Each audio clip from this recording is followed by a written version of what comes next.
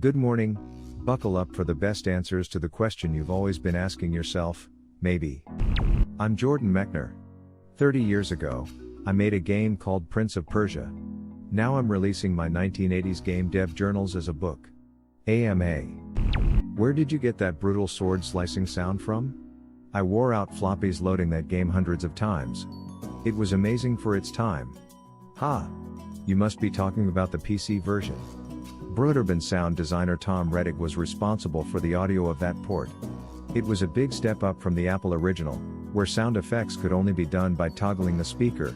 Was it $CO30? And as much as I might have wished for brutality, fell somewhere between click and plop. I think he got the SFX from various libraries and then fiddled with them a bit, but Tom would know best. Tom also went on to lead a bigger audio team for the sequel, The Shadow and the Flame. If I want to play the original now, where can I find it? Alas, the original pop is not officially available anywhere. But you can download and play it for free under emulation on Apple II, MS-DOS, Amiga, and many other platforms. Just don't say I told you to do that. I don't have links at hand, but I'm sure people in this forum do.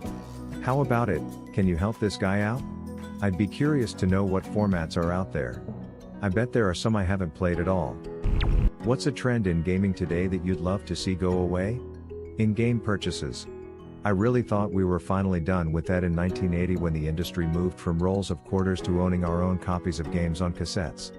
A surprisingly eloquent way to put it. What's your favorite recent game to play? Last 5 years or so, Zelda Breath of the Wild. Correct. This made me laugh. No right or wrong answers, but he picked the right one. Did you beat the game? More times than I care to remember. The great risk for developers of endlessly playing our game to test and fix bugs is that it becomes easy, so then we feel like we need to add a bit more challenge. And so it gradually gets so hard that nobody else but us can play it, and then we think it's just right. Reflecting back, how does it feel to have your game go on to become a multi-million-dollar franchise and later inspire yet another multi-million-dollar franchise? Strangely remote. I'm happy. But the thing that feels most vivid and urgent to me is always the thing I'm working on right now. Are you working on anything now? I've read that the original draft for The Sands of Time, the game, not the movie lol, was scrapped, but couldn't find out why. What was the cause for this decision?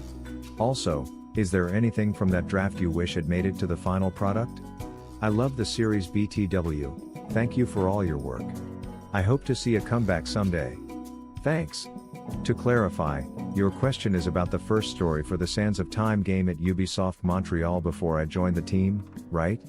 When I came on board in 2002, I replaced the writer of that first draft. He moved to a different project, so we never actually got to work together on SOT. I kept a few elements I liked, but basically started over. There was no conflict. It's normal for game narratives to go through many iterations, especially at that early stage. What's the shortest time in which you've finished the original Prince of Persia? My own record is 29 minutes on PC, I don't remember, but you could definitely beat me today. I don't know man, I'm pretty rusty. It'd probably take me closer to 40 minutes today. Jordan, this could be seen your life's magnum opus. Looking back 30 years, what do you wish you could have done differently? Put all my royalties into Apple stock starting in 1984 and left them there. Hindsight is 20/20, or in this case 100/100ths. Dude, thank you. Your game was my favorite on the Game Boy. Such an amazing conversion. Which version do you think was the best? The Super Nintendo version was the most ambitious and added the most as compared to the original game. But I'd still have to say the MS-DOS version is definitive. The Amiga port by Dan Gorlin, which used the improved PC assets but much of the original 6502 code, is a close runner-up. First of all, I'd like to say that you're one of my personal idols. The way that Prince of Persia revolutionized the industry was mind-blowing for me as a kid, when I began to read about games much older than me. I'm anxious waiting about the new projects mentioned. With all being said, do you have any personal idols, inside and outside the game industry? How did they inspire you and how they influenced you? Have you met any of them personally? Thanks for doing this AMA. I hope your book travels overseas as soon as possible to Latin America, or I'll have to import it anyways, ha ha ha ha. Thanks, and I love that question. I've been so inspired by the work and life stories of others, ever since I was a kid. Too many to list, but here are a few. Akira Kurosawa. I read his book something like an autobiography in college. His Seven Samurai was, and maybe still is, my all-time favorite film. I studied it endlessly, and Karateka was among other things a homage to how much I love his work.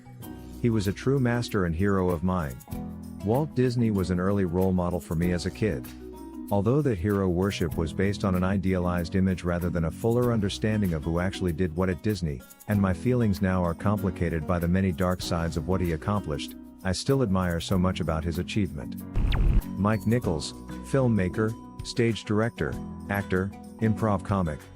I had the good luck to hear a lecture by him when I was at college, and there are things he said that are always in my mind whenever I'm writing. Ben Kingsley is one of my very favorite actors. The sheer power and warmth of his human presence, in film and in the spell he somehow casts as a public speaker, fascinates me. John le Carré is the fiction writer for our times, the one whose next thriller I await with greatest eagerness. Geez, I could go on for hours. Many hours. What was Broderman like? How big was your team? Broderman was a small family company founded in 1980 by the Carlston siblings in Eugene, Oregon. By the time I showed up in 1984, as a 19-year-old college student with a floppy disk of Karateka, the company had grown a bit and moved to San Rafael, California, down the road from George Lucas's Skywalker Ranch. It still felt like a family, but was becoming increasingly corporate, as we programmers understood that word in the 1980s, and complained about. Little did we know. Is it pronounced Mechner, or me-tch-ner? Also, did you write bonjour cause you are currently stationed at Ubisoft Montreal, or another reason? Cause if it's cause you're in MTL, nous vous apprécions vraiment. My brothers and I were all introduced to PC gaming on floppy disks where we had Prince of Persia and Doom. You have no idea how happy we were taking turns and playing for hours.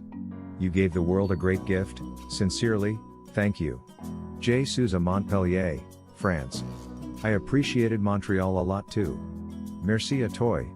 Mechner in English, Mechner in French.